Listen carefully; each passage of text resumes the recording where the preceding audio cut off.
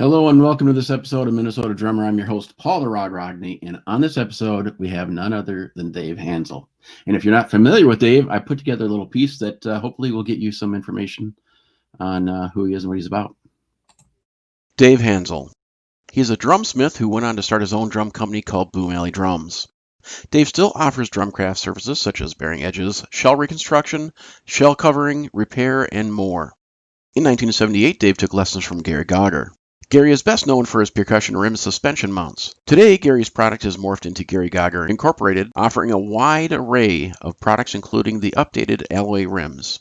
In the summer of 1978, Gary recommended Dave audition for the McDonald's All-Star Band, but it was in 1983 when he got his first jobbing date for the great trumpet player Steve Wright. Dave then started being recommended for a lot of various work in the metro area. In February of '85, he got called to play a rehearsal date for the infamous house band Ruperts Orchestra, but unbeknownst to him, it was an audition, and he stayed with them until 1993.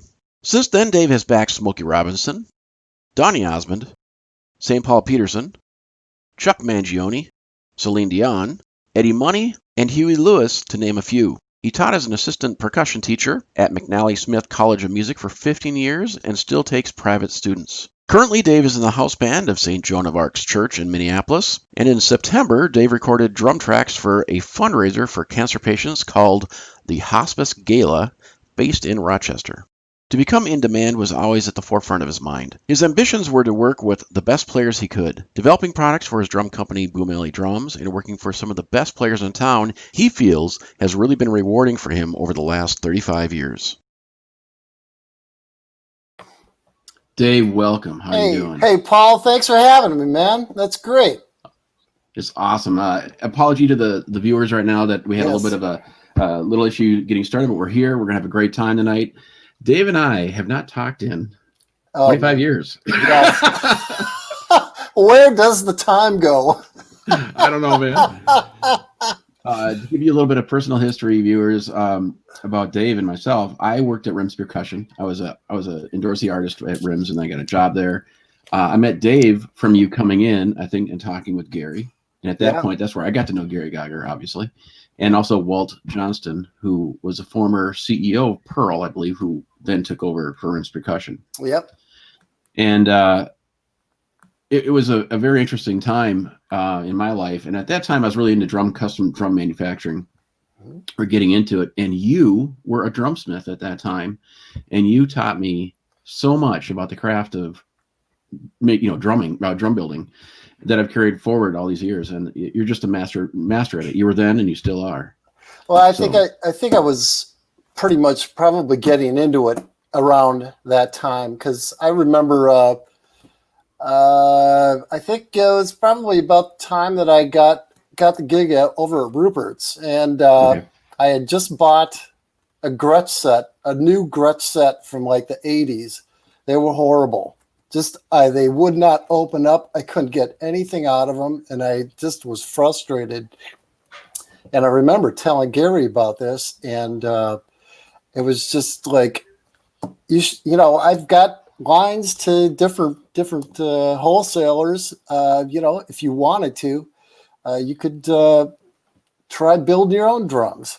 Because I know everybody in the business, really. So I did. I just undertook it. I grew up. My family was in the furniture restoration business, so I was around machines all my life.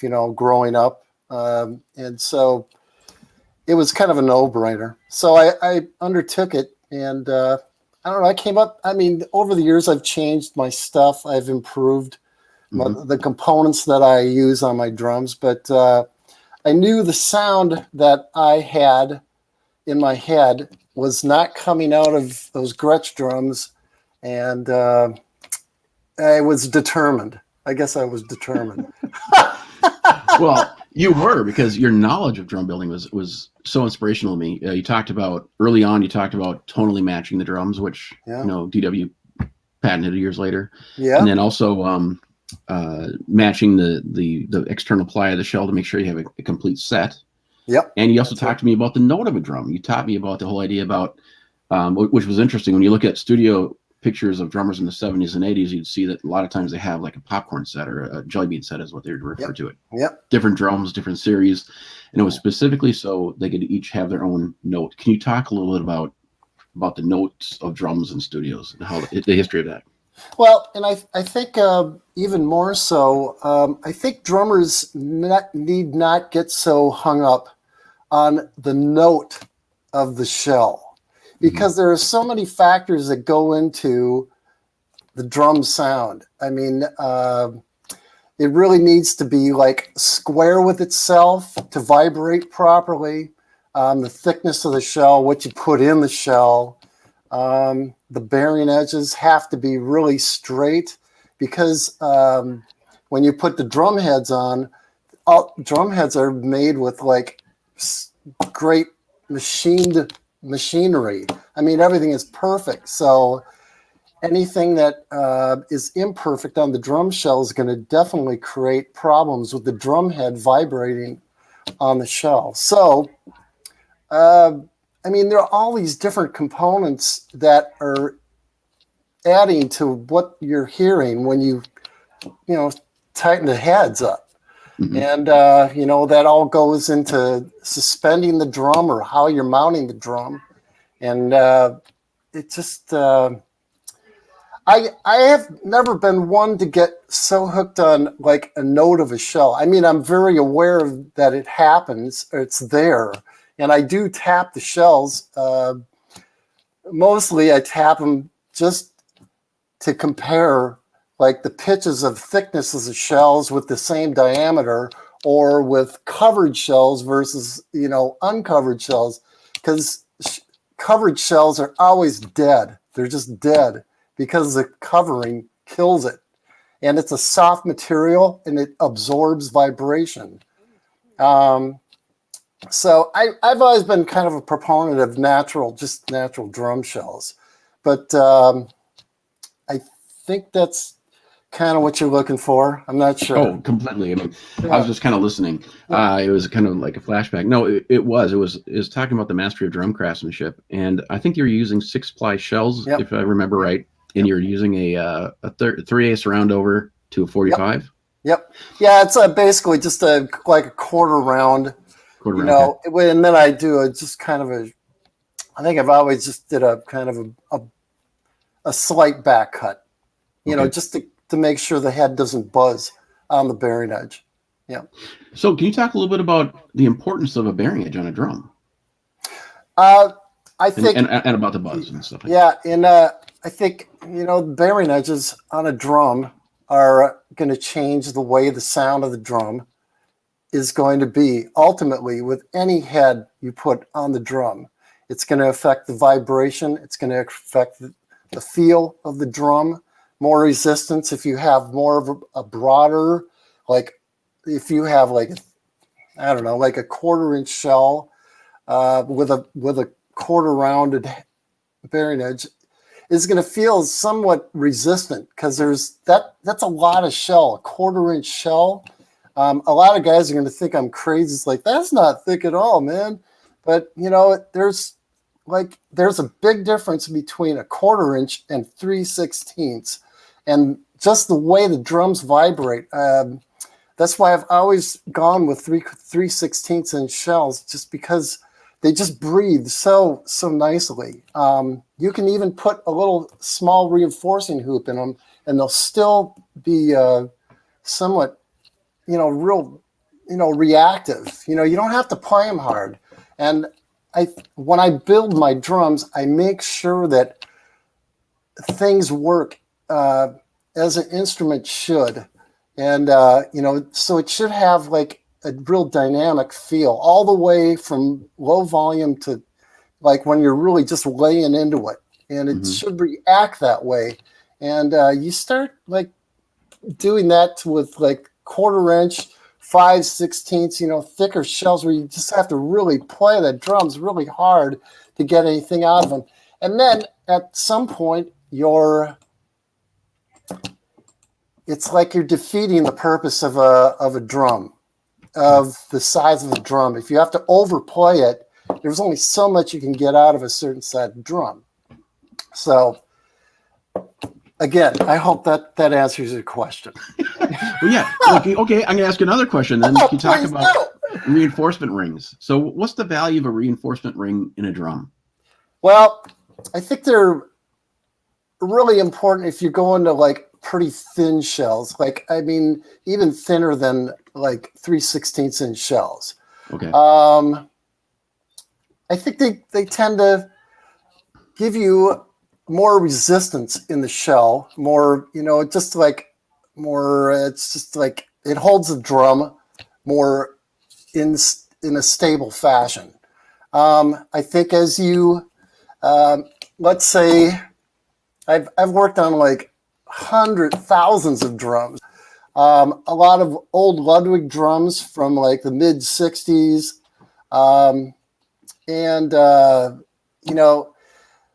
Everybody says that era is just a wonderful era. It's, from what I've found, it's a terrible era of drums. Okay. Because Ludwig was making zillions of shells at that time and hiring anybody off the street and filling their warehouse with any kind of shells. So they had people doing work that they shouldn't have been working on shells, because some of the stuff I've seen is just so out of square. The bearing edges are just trash. So a lot of guys that bring me these drums, they don't understand why they're not working.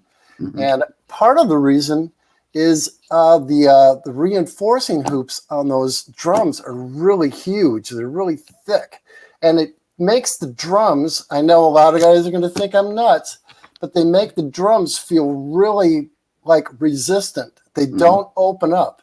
They're good for like a small range of tuning, but beyond that, they're really limited in I don't know what you can get out of them. Okay. That's why I think, guys, drummers like Jeff Porcaro, guys who used Gretsch drums from like the late 60s, mid 60s. Those are great drums. They're thin shells and they have like a broad bearing edge. The shell is not too thick, and the drum head can still vibrate on that shell, and you get just this really beautiful tone out of the drums. So, I mean, I'm just using my ears from years of working on like Yamaha drums, Pearl drums, Mapex drums, Ludwig drums from all the different eras. And I just found drums that don't have reinforcing hoops are just a better instrument. They're just a better instrument. Yeah. That's my feeling. Right. No, that's totally your opinion. That's totally understandable. Yeah. Now, can you speak a little bit to the whole concept of Jasper Shells, who supplied Gretsch with the drums early on? Their magical sauce essentially was like a gumwood that they would put in the shell, which gives it that classic sound. Right. Have you found that to be true? Yeah, I mean, those are good shells. I mean, as long as they didn't make them, like Gretsch was using gum, and I've read articles about why they used gum, because if they tried to use other, I think the glues at the time, I mean, the plies wouldn't stick together. Well, also it was a cost thing, because they were originally a furniture company, and gumwood was very cheap, and they started putting them into shells, and it worked. And so I think that's why it worked. But it just turns out that it was kind of an amazing thing. And I think, by putting like maple on the outside of the shells, or something a little more dense, created that integrity on the shells. And I mean, it's a great combination, so I mean, it speaks for itself. What would be your favorite kind of shell construction today? You know what? I've really been kind of liking ash. Okay. And maple has always been really good. I just got done doing some recording downstairs for a couple of big things that I got involved in. And man, I haven't recorded my drums in a couple of years. And I just couldn't freaking believe it. I mean, they were just like, I didn't even work on them. I just like put the mics over the drums and just played, and it was like they were just so round and ballsy. You know, Really? It's just really cool. I didn't even have to hardly EQ them, which says a lot for the drum. You know, if you can run them flat. I remember years ago after I started getting into the business and building drums, and, you know, probably talking to you. And I mean, sound guys would come up to me. And it's like, why do your drums? Oh, they just like, I don't even have to do anything to them. I'm running them flat. It's like, what do you do? And it's like, well, it's just using, you know, what I just described. And, you know, I'm using Gary Gauger's rims. You know, I just got hip to all that stuff. And I tested all his stuff, man. Everything. All his headset stuff, all the rims. I was the one that came up. I know Gary's going to probably kill me, but I came up. I know I went to his house one day and told him that by having less flanges on the rims, it opens up the drums. And he was like, he kind of looked at me. It's like, what do you mean? It's like, so a lot of the steel rims, when I was working on guys' drums for like, I don't know, 15 years ago, I'd cut off the flanges on those rims because you didn't need the flanges. And that was my own thing, but, you know. That makes a lot of sense. Yeah. Less touching of, you know, touching the drum and less vibration transfer. And I don't know, it made a huge difference. So you also were using a hex lugs, I think. You're having them, they were cut out of hex stock. They were low profile. I was. Wow. I may have, you know, I may have had Gordy Knutsen's brother build me some lugs, or machine me some lugs out of, I think they may have been stainless steel. Beautiful lugs, just gorgeous. And they work great. I think that may have been what you're referring to. Yeah, because it was a kit you had in your apartment, or not apartment, you're living in a house in Minneapolis, I think, upper level. Dude, it's been so long, but it was either a wine red or a brown set.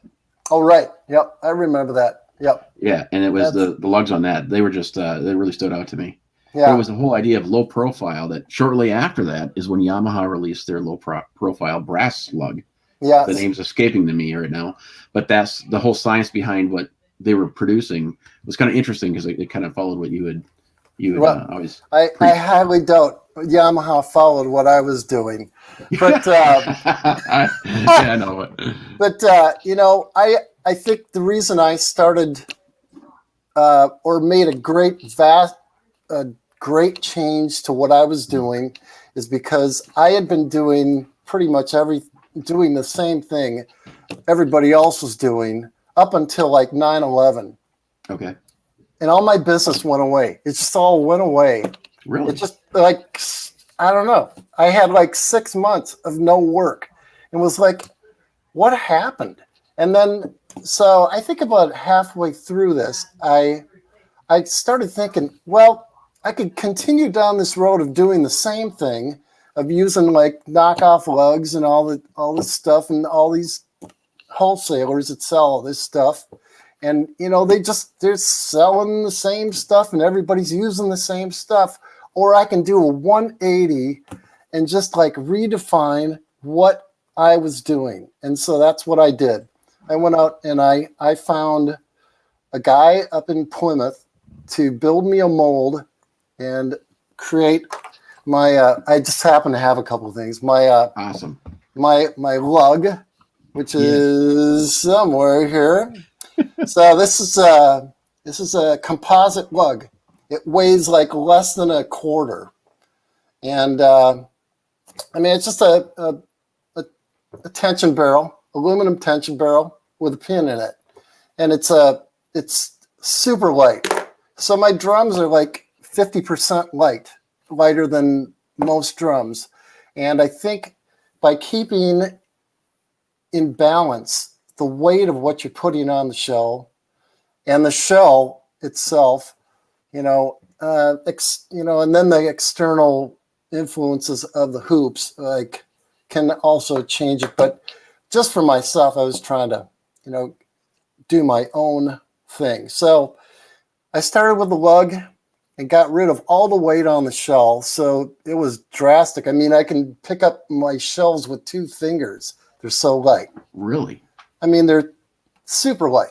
And I kind of got that idea from really fine made guitars. I mean, great guitars don't weigh anything. I mean, they're just like, and they sound so open when you play them. And I mean, it's like, why are drums like designed this way, like with balance and like not more is more, but less is more.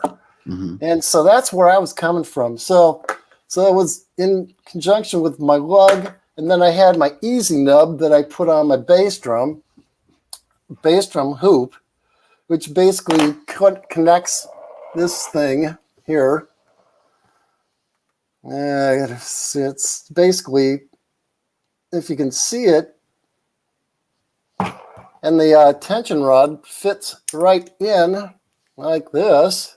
So once the tension rod is in the hoop, for the first time, if you're going to buy a drum from me, you'd never have to take the tension rod out of the lug. You just back it out past the nub, and it slides out. So you just jog the whole hoop one way, and it goes past all of the lugs or the tension rods. And this is something that came up in 2003, and I still have guys like asking me. It's like, hey, how can I get that? That is the coolest idea. And the reason I came up with this idea is because it's a pain in the butt to change a bass drum head. Yeah. It's huge. It's like, why do I have to take everything apart, take it off the hoop, put it on the floor, it all falls apart? And it's like, it's just ridiculous. Right. So anyway, yeah, you just loosen these up, jog the hoop, take off the hoop, everything is aligned, you put it back on. Takes you like 3 minutes to change a bass drum hoop. Wow. Bass drum head. Yeah, if you're good at it, and I'm really good at it, maybe 5 minutes. So, how can people get a hold of those, and how much are they? Well, actually, they're not for sale aftermarket. Oh, wow. So Killing me. It's a teaser. But it's one of the things, if you buy Boom Alley drums, that's what the difference is between my company and everybody else. So, well, do you have a patent on that? No, I don't have a provisional patent or anything on this. Nobody's ever tried to rip me off because that's fantastic. It's a lug.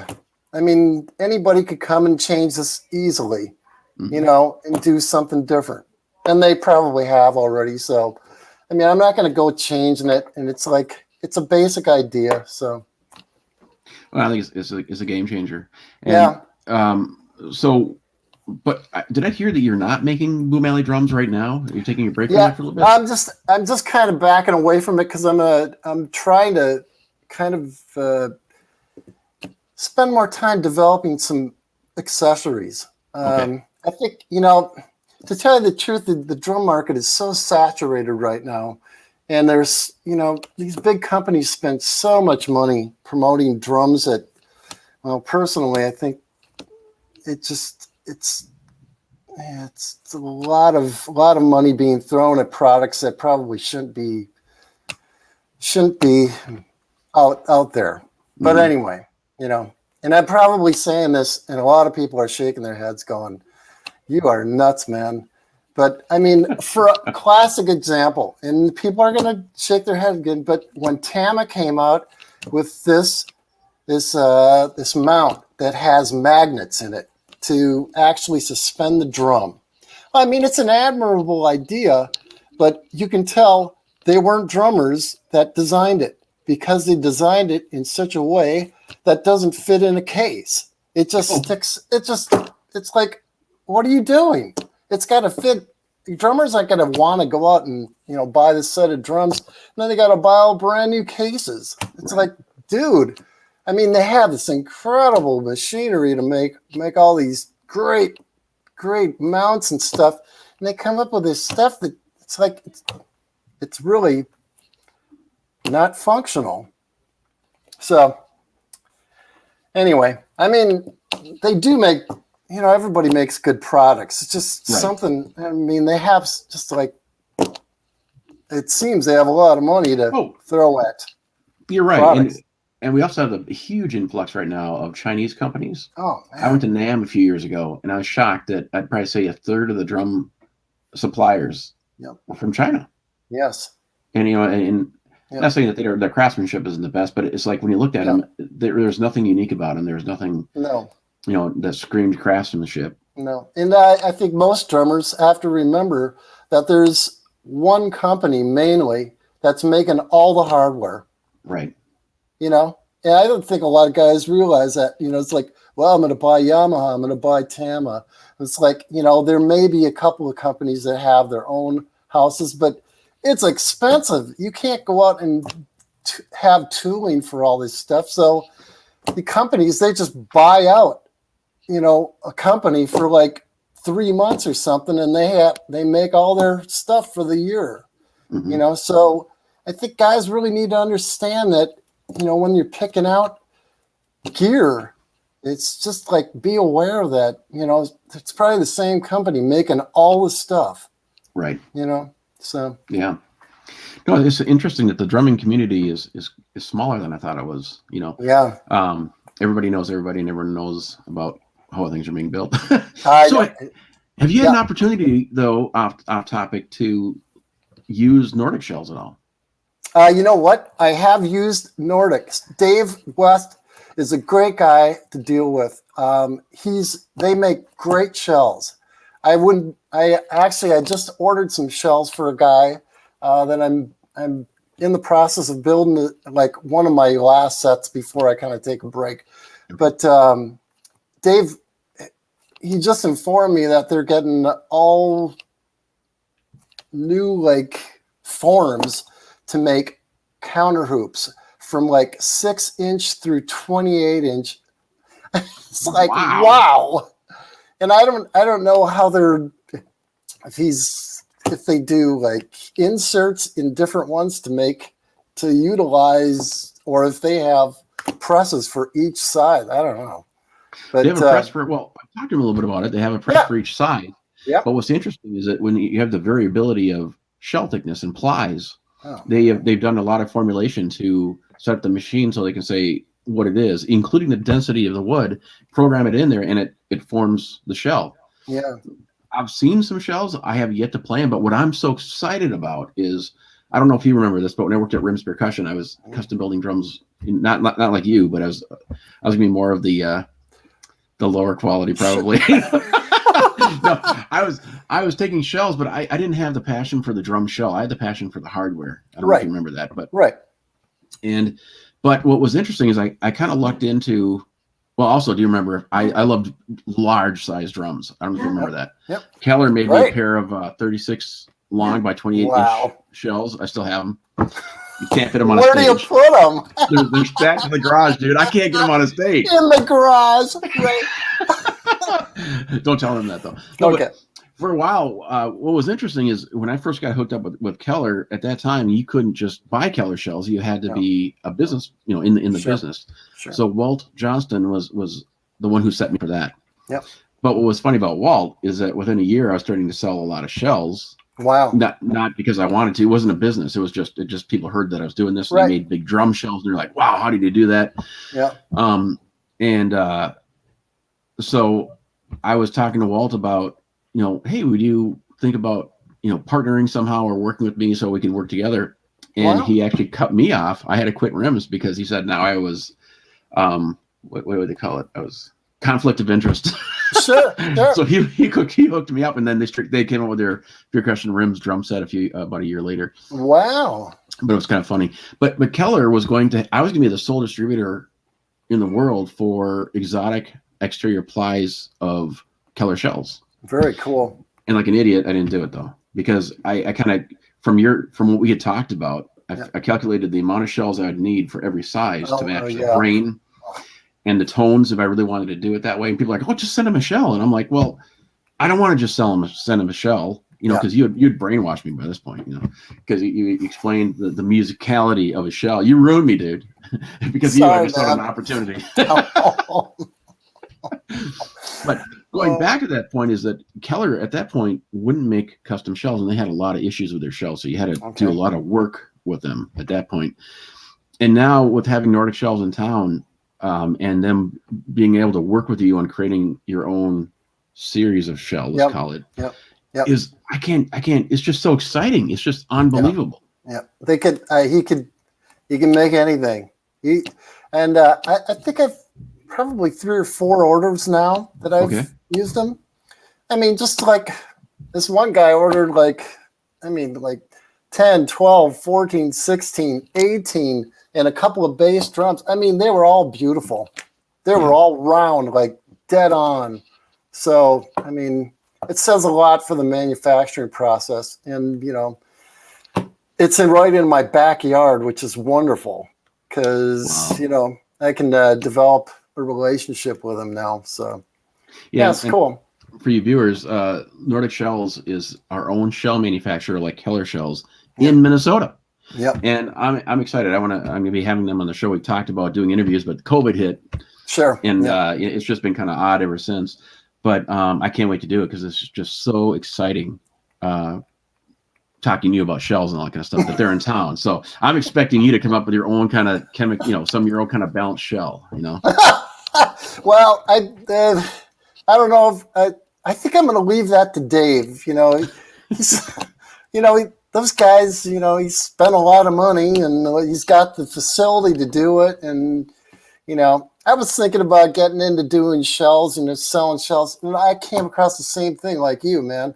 It's like, you got to have a space. You got to have some cash to buy all the product. And because when people start calling, it's like, well, I want this and this and this. Like, if you don't have it, it's not good for business. So, no. Yeah. So, well, hey, what I want to do is I want to take a little bit of a musical break. I have a video of yours that I chose, as we talked about. You didn't have a whole lot of stuff, but I chose one that I thought is really interesting and timely for the time of year. Okay. I want you to introduce this one. This is the Thriller video. Can you tell people about this Thriller? No, I don't know. What is it? Are you kidding me? It's you and an organist doing a duel. You got to understand, Bill Chenard was my best man. Bill Chenard he's a world-class organist, but he also is a world-class bass player. He's like, the guy never practices. He's just super incredible. He has 2 other brothers that are really incredible musicians too. Anyway, so Bill and I met in 1982 when we played with this big band that McDonald's, the restaurant, set up, and we did a bunch of concerts, and we just got to play together and became best friends, and it was a lot of fun. So this thing is in a church, his church that he's been at, I think, for 35 years or some ridiculous number. But he always puts on a Halloween show for all the kids, And so he plays, Thriller and, a bunch of other cartoons, organ things, and, very period appropriate for Halloween. So I can't believe you found this. Hey, it's what I do, man. It's just like what it is. Another thing. Dude, I thought it was exciting because when we get out of this, I want to talk a little bit about your how wide you are as a player, your multiple different styles. And this is kind of cool. It's just you and an organist. Yeah. Who's just literally, his playing is blowing me away. Yeah. And it's just you playing with him. It's just an amazing duet. So that's really what I was doing, is just playing with him. It was easy. He makes it easy. So, well, here's Thriller. All right. A unique way, done by the church.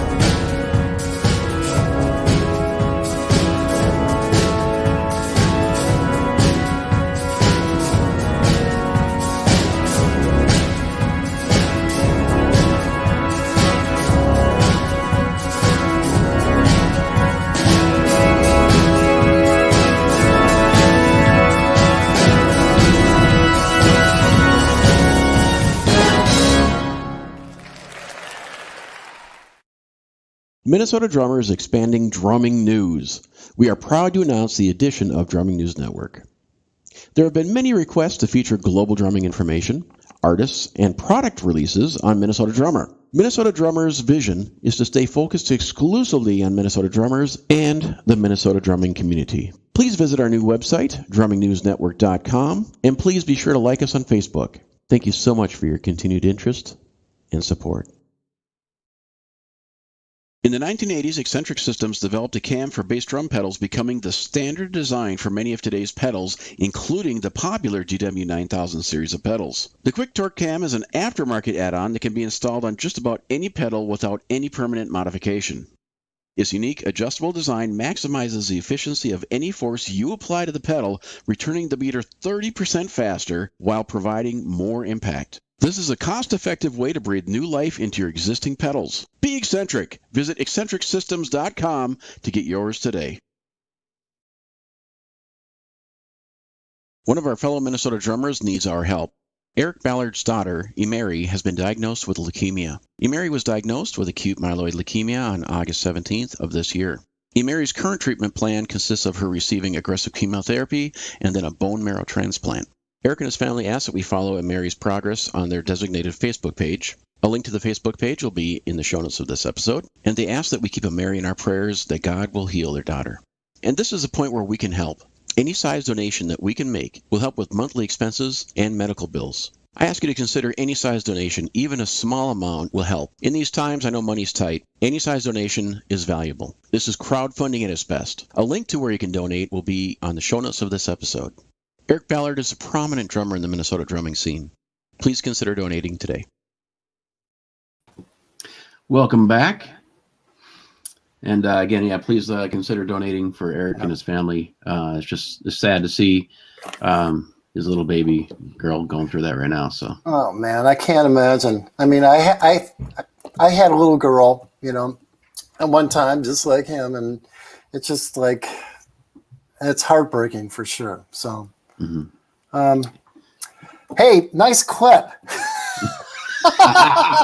Dude, here's the problem. You don't send me a video, I'm going to do it. I'm going to find the most embarrassing thing I can find. Oh, that was a hard gig. I remember doing that, man. That he had me, I had to play with rods in this room because it was just, there was it was designed for organs. So, I couldn't play soft enough.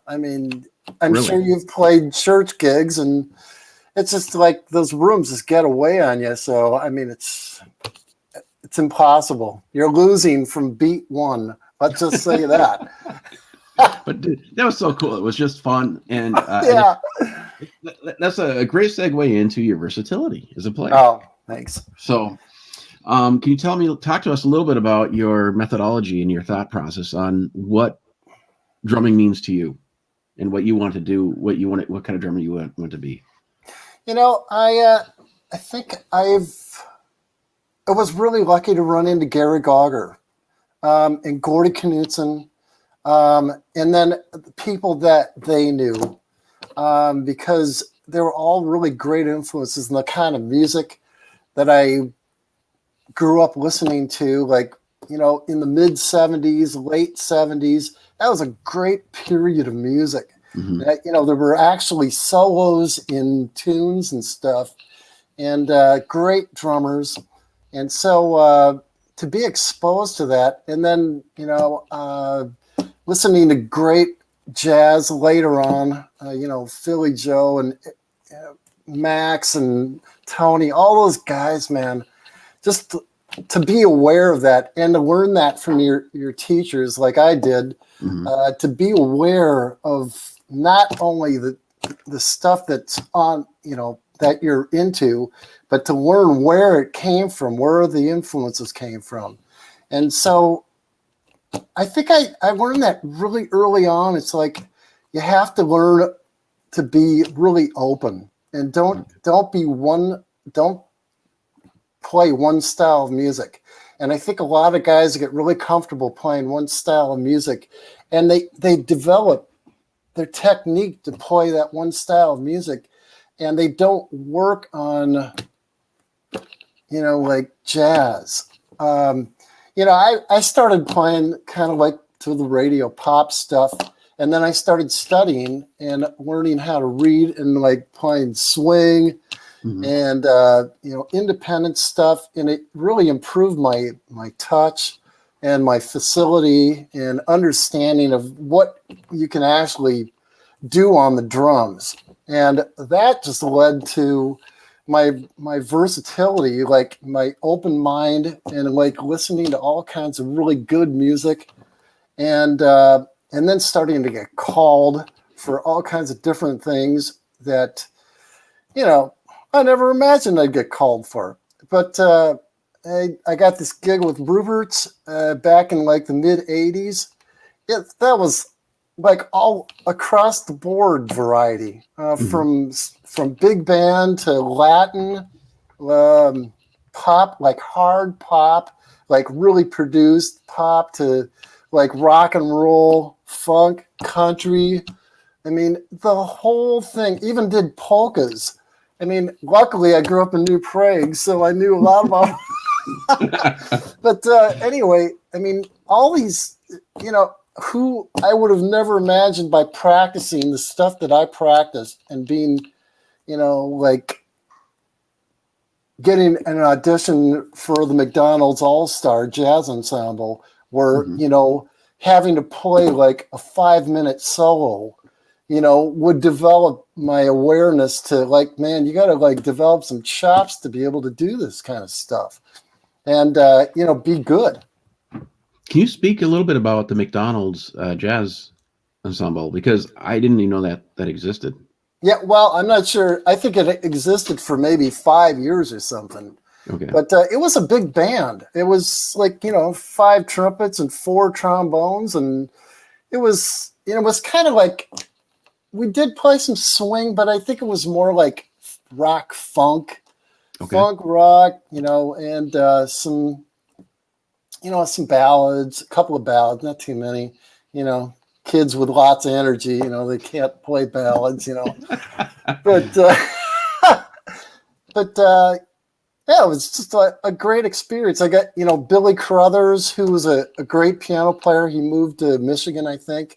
Everybody knows Billy, who's in the jazz community, and Bill Chenard, and myself, and we had a great rhythm section. And then like Dean Sorensen, who's a teacher at the University of Minnesota. And, oh man, there are all kinds of guys in this band that I've played gigs with. Where would you play? Well, they just set up these dates like at like the 4th of July function, or, these like town squares. I mean, just all over the place. We did like, probably a dozen dates throughout the summer. It was just for one summer, but man, I met so many people and played, kind of got my thing together. I was practicing like 10 hours a day, for that. I mean, I really got into it. So, and I remember talking to Gary when I was studying with him. He said, man, there are guys hanging out off the trees in LA that can play circles around you. He just put it bluntly. Mm-hmm. It's like, you going to do it or aren't you going to do it? And so, I mean, he told me that like when I was 16 years old. And it's like either, and there are, I mean, you just go on YouTube now these days and you got 8-year-olds that are just, I mean, it's like, wow.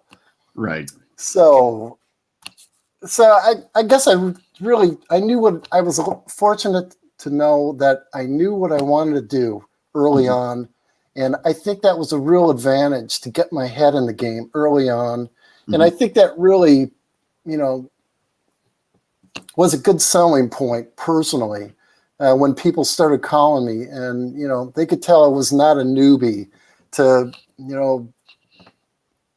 doing what they needed to have done. So.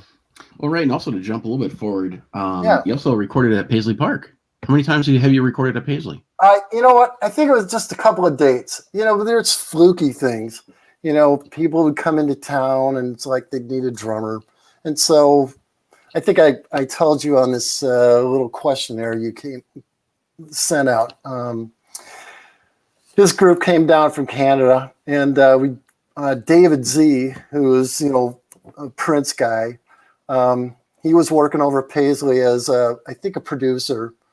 And I think he was engineering this date anyway. So he had this band come down and was looking for a drummer. And I think I was working at Ruperts at the time. And so I got the call to do this date. And I think we did this one tune, and these kids were like in a contest. So they took it back up to Canada, and it went to #1 in Canada. Wow. You get any money for that? No. Well, I mean, I got paid for the date, probably like $300 or something. And, and that was it. So just, I mean, how many times has that happened, Right. in the music world? So, but what studio did you record in? I think it was in B. B. Okay. Yep. Did you ever record in Studio A? I don't think I did. I think that was pretty Prince land, I think. Right. Well, I got to go through it a couple times, and Cool. I used to sometimes bring artists through there. Yep. But I always heard about the drum chamber that was a marble room that you could remove panels to adjust right. the tonality. Do you know anything about the drum chamber? No. Okay. No. I mean, you'd have to talk to like somebody that's been there, but I mean, I know like Led Zeppelin over in wherever they recorded all those records, man. I've heard of them doing sessions where they had studios where you could move the walls and different surfaces and change, get different reflection stuff. So yeah, it's kind of cool. To know they can do that, and it does change the sound of the drums. Amazing. Yeah, that's crazy. Yeah. What do you think is one of the coolest gigs you ever had as a session player? Oh my gosh. I don't know. I'm sorry, I can't tell you. I've done like ads for TV. Okay. Radio. I've been on TV a few times, where maybe I did an acting thing where, I played the session and just played along with myself. I can't tell you. I know the one date that I made the most money on, though. Okay. It was a Depends undergarment commercial. Oh, really? I made a nice taste on that. It was, rerun like I think about 7 or 8 times. It was like in different cycles throughout the United States, and you can laugh at it, but I was smiling all the way to the bank on that one. Well, I'm sure. So can you explain that a little bit? I've heard about this, that artists will get residuals now for every time a commercial is played. Can you talk to that a little bit? Well, I mean, you do the date, you go in and do the date, get paid for the date. But then if it has to be through the union. These mostly are union things. Okay. So when they run a cycle, I think it's like 13 weeks. And so they'll use the thing for 13 weeks. And if it gets reused, or bought again let's say that ran in one market, let's say in Minnesota or the upper Midwest. Okay. Well, maybe it got picked up out in LA, so that's like 2 markets now that you're, I mean, this is how like people make a lot of money in the recording business.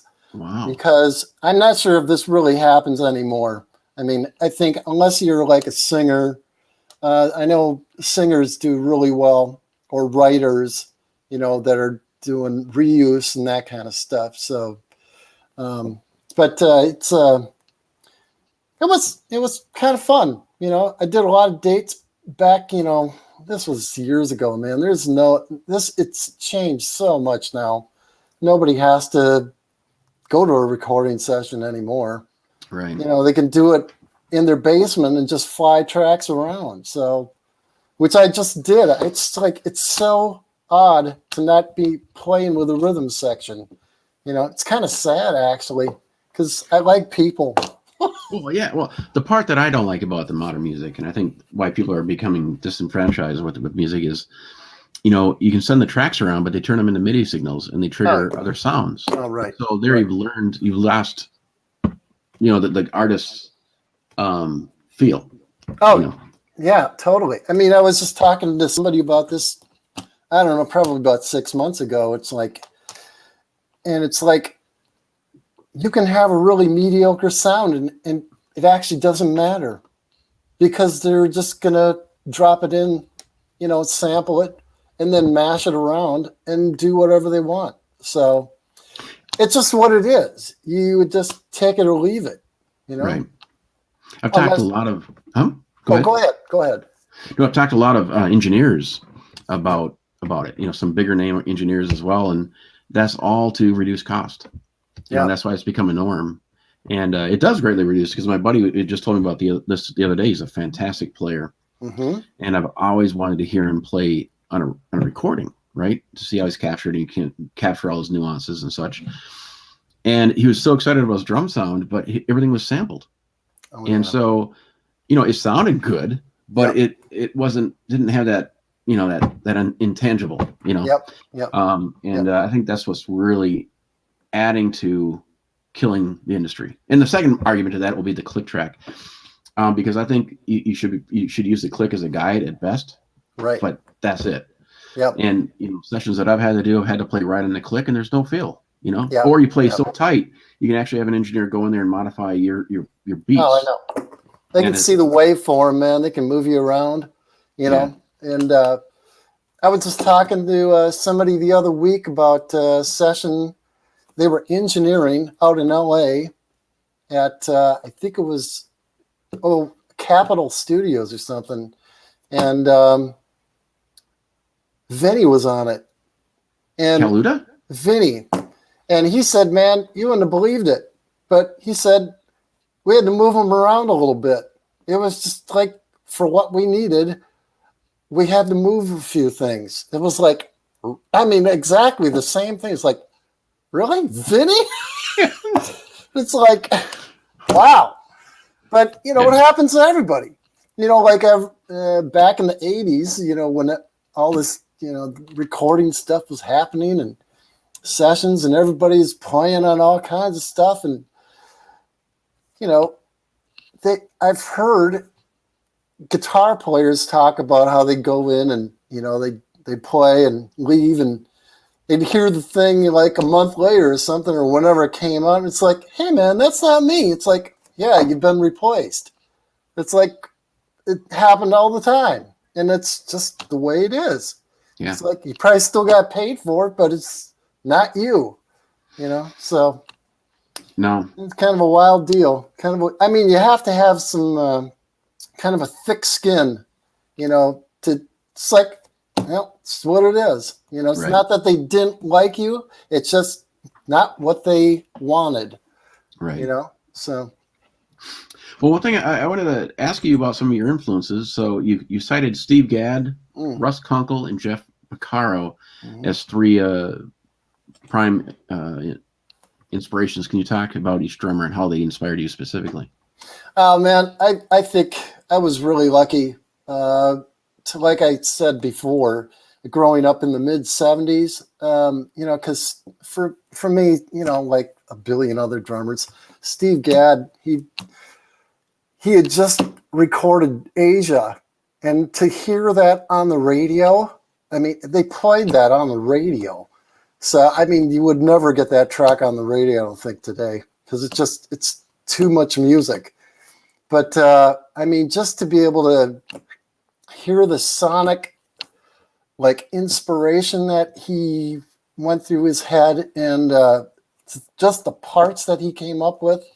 And now you hear about the stories about it, how he went in and did it in one take. And it's like, that's superhuman.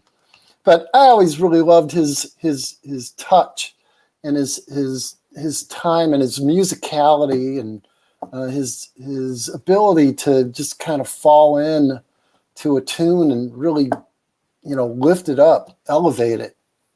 I don't know, Russ Kunkel, he was just like a meat and potatoes kind of guy to me, man. He just had great time just great time, great parts. Not that he had great sounding drums or anything, but his I mean, it was undeniable what he did and all the artists that the songs that he played on. You know, Jeff Becerra, well, that's just like unbelievable. Again, just how, I mean, the kind of tenacity to be able to play the parts that he played and the touch, and to be aware of like just like the whole entire picture. It's just like I was really lucky to be able to be influenced by like those three guys. And then, you know, later on, I mean, like Max Roach, for instance, or Mel Lewis. I mean, just to hear these guys to play so musically and to play just beautiful, like floating time.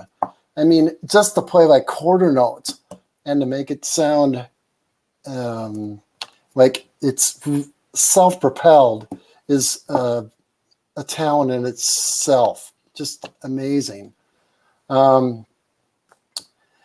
I've been influenced by lots of different drummers, and not all like rock drummers, jazz, folk, you know, Zeppelin, you know, it's really hard to nail down any one drummer. And I'm kind of glad that I didn't like just listen to one style of music. It was just really, I don't know, just really fortunate. Yeah, it's fantastic. Yeah. And it's fun. Even like, I remember, you know, when I was playing a lot and you get to go out, you know, maybe on a night off or something and hear somebody and just around town and just to hear like people like, it was kind of nice to watch somebody else work because it's just really fun. But just to hear a different take and, you know, like hear the mix and, you know, just like kind of see how their approach, you know, it's neat I think that's really interesting to see somebody else's approach to a tune. Mm-hmm. You know, it's like I have one, everybody has a different approach. And it was just a neat way of being open to music, I guess. So one thing I was going to ask you now that COVID is kind of going on, it's not really applicable at the moment, but what do you think is one of the better clubs to play in town? At least, or actually from an audience member to watch a band in town? Oh man. Well, I mean, when I think, you know, the ones that I worked in, Fine Line, First Avenue, you know, this club that I worked at, Ruperts Nightclub, man, that was like, it was a beautiful club. There was like mahogany all over the place. Do you remember it? Oh yeah. In fact, I went there one time to see you and they weren't going to let me in because I didn't have a tie. So you ran and got me a tie. I did? Yeah, and I had you kidding? No. You got one from somebody or something. But that's the only way I got in. And I felt like such a fool because I didn't know that there's a dress code. Oh wow. I didn't even know that. I mean well, I think I looked pretty scummy, dude. I was in metal bands and all that kind of stuff. Oh yeah. Well, I just like, man, I wouldn't even go out in the club. I'd just go in the baker's room and go and practice like single stroke rolls and stuff, you know, until the next. I was literally playing like 6 hours a night. I would get off the stage and then I'd go and practice on, you know, just like working on my hands and stuff. Then I'd go and play. I mean, it was constantly playing. That was kind of weird. But no, I mean, I knew if I knew what I wanted to do, and I knew what I had to do to get it done. So that's why I practice so much. Have you ever played the Dakota? Yeah, a few times. Yep. My question there specifically is, how's it for stage sound? Because I've never played there, but it's so wide open, and you have your one wall behind you. Mm-hmm. What's it like to be able to actually hear the band play? You know, I've worked. Well,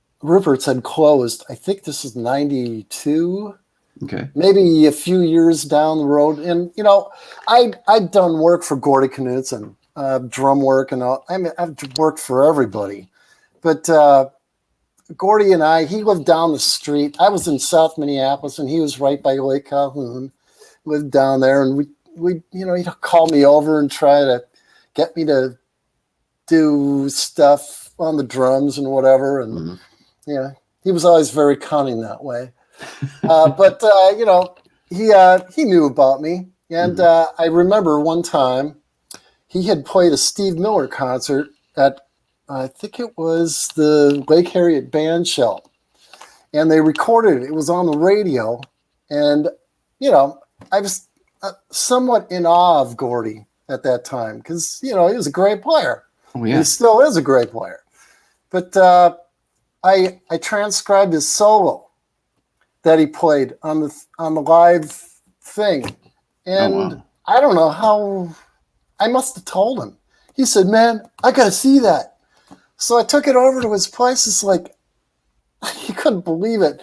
I wrote it like in these big sheets of paper so he could actually read it. And I think he was really dumbfounded. I mean, flattered that somebody would take the time to write out a solo.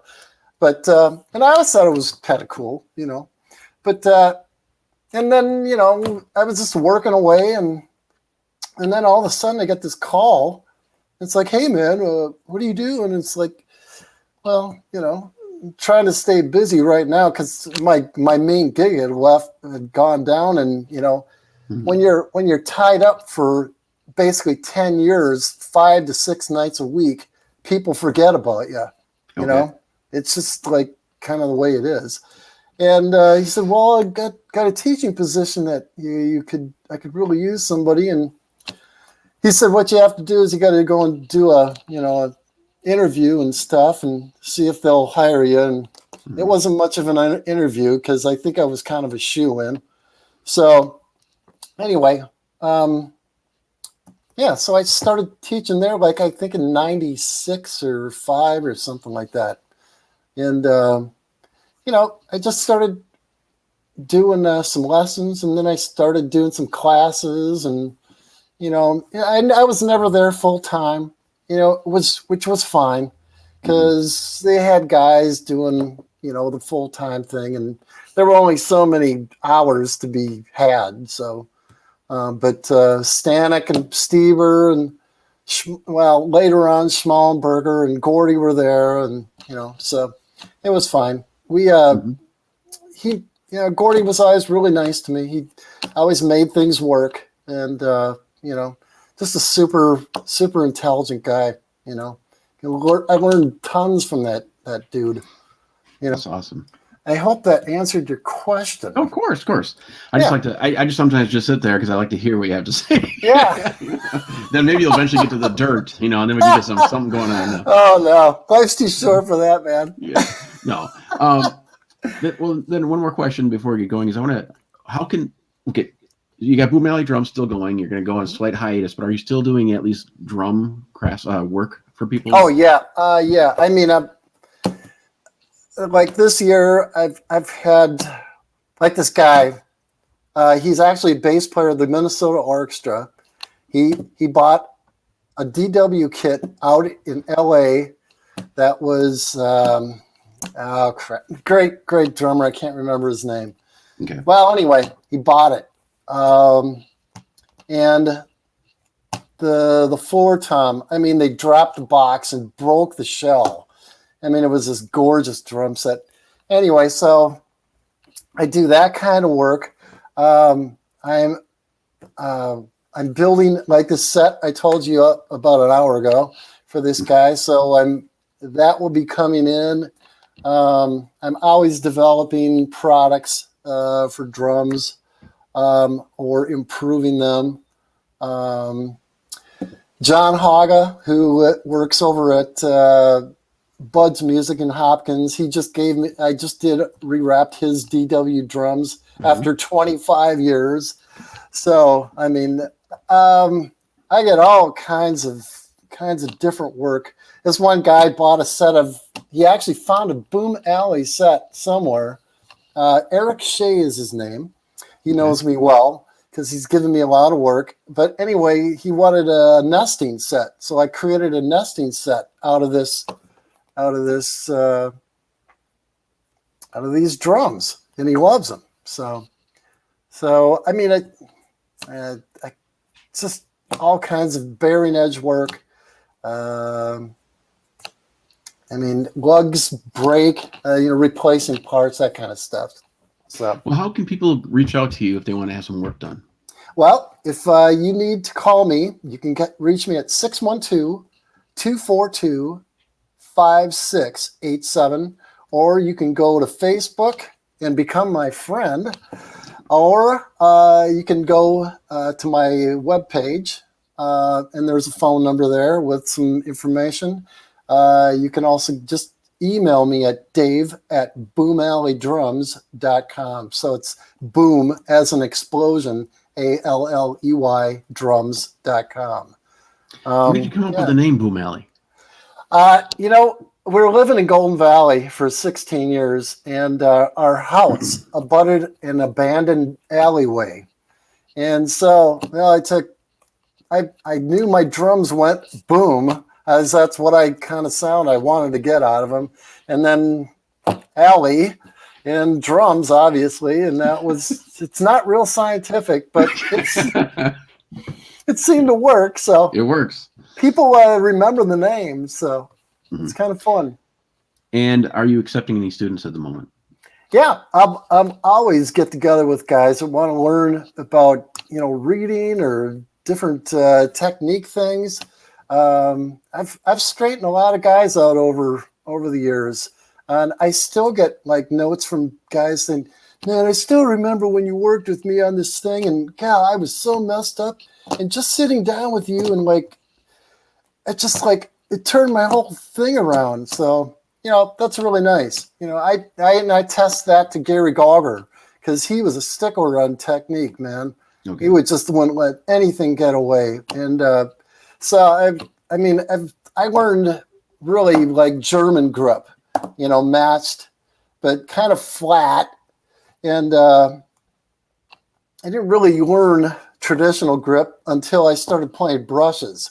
And then I don't know, playing brushes, like I'll play like a country thing, matched grip. That just feels more comfortable. But if I'm going to play like jazz or something, a swing thing, I'll play traditional.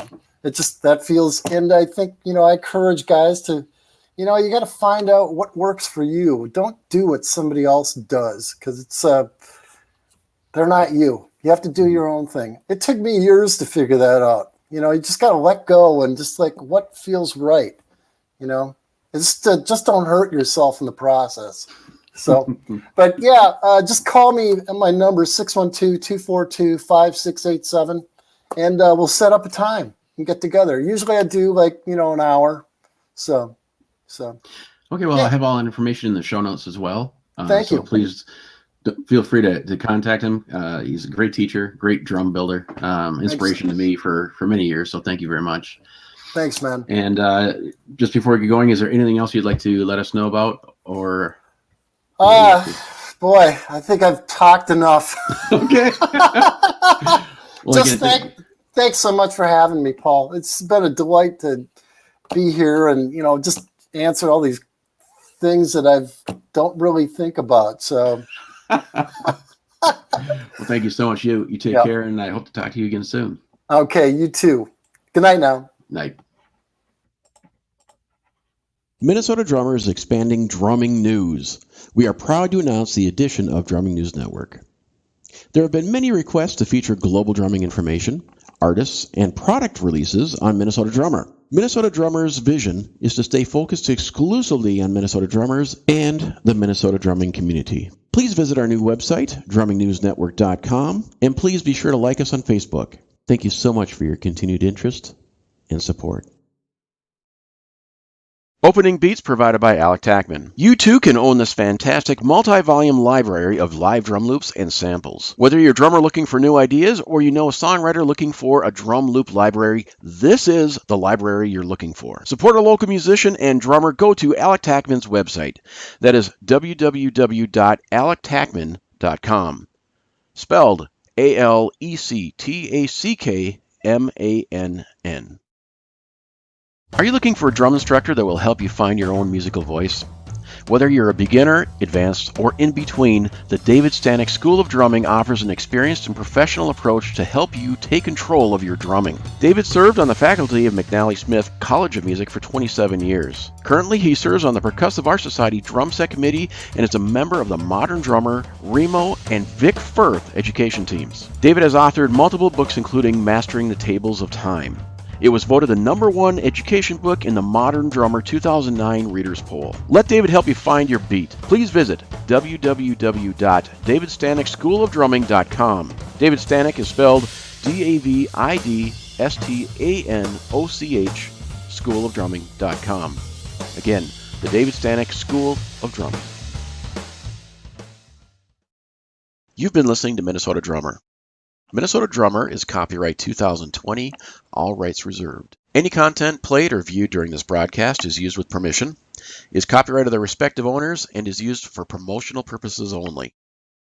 No part of this broadcast can be edited, reproduced, and cannot be sold.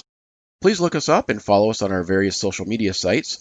You can follow us at minnesotadrummer.com. There you'll find our contact forum where you can give us feedback and recommend a drummer. Thank you for listening.